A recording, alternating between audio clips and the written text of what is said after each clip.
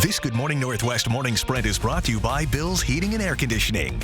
It is now 6:53. Let's get you up to speed on all the things happening this morning in the morning sprint. Olivia Roberts has new developments in the Michigan school shooting, and Esther Bauer is live at the convention center with a sneak peek at Jurassic Quest. But first, we want to get to Matt Gray and for Mark Peterson with a look at your weekend forecast. Yeah, that's right. Taking a look at the weekend forecast, and for the first time in 8 days, we're seeing freezing temperatures in the Spokane area. What a long, crazy streak we had for this time of the year. Looking above freezing again today with a high of around 40. Should be a nice Friday, but a little bit of wet weather on Saturday, a mix of rain and snow, mostly snow though, and then a snowy commute on Monday morning.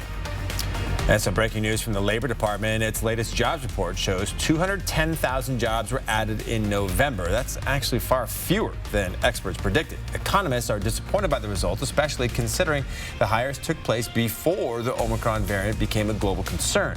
However, today's report also shows the unemployment rate fell further than anticipated to the lowest since February of 2020. It sat at 4.2% last month. A Cheney woman spent Thanksgiving in Cancun with her boyfriend, but Sativa Transu did not come home from that trip. She was found dead in her hotel room last Saturday morning. Mexican police arrested her boyfriend, Taylor Allen, for murder. Michaela Buliu, her sister, stopped hearing from Transu last Friday.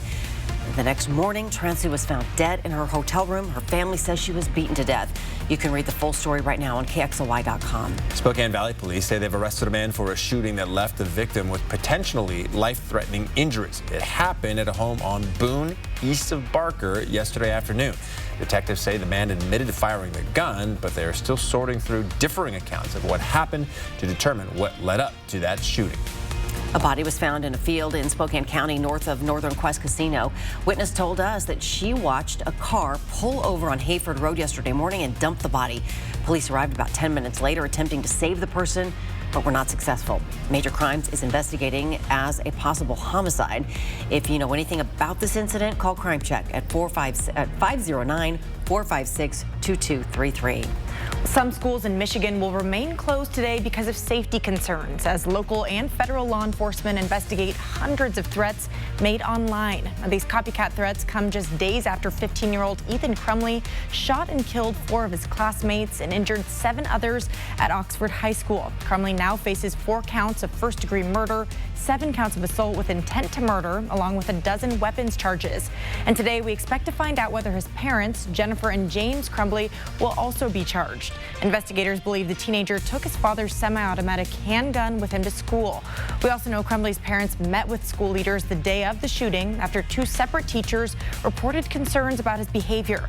But despite those concerns, Crumley was allowed to return to class. Still, there are questions about what, if anything, the Crumbleys knew before the attack. Dramatic new testimony in the sex trafficking trial of Ghislaine Maxwell, the former associate of sex offender Jeffrey Epstein, and it's coming from a former Epstein employee. Juan Alessi told the jury that Maxwell was the lady of the house. Alessi testified that he picked up one of the women identified in court as Jane on multiple occasions at Maxwell's request, driving her to Epstein's home in Plain. Jane claims she was abused at both locations. Alessi is expected to take the stand again today for cross-examination. Jurassic Quest has roared back into Spokane. The event is happening here this weekend only at the Spokane Convention Center. It actually starts at 1 p.m. Now, this is an event for the whole family. There are life-size dinosaurs, rides, activities, something for everyone to not only have fun, but to learn.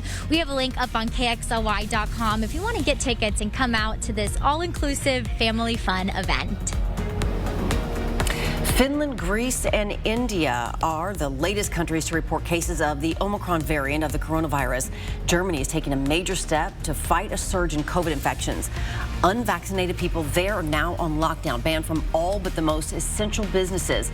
European health officials say the Omicron variant could account for more than half the cases on the continent within the next few months.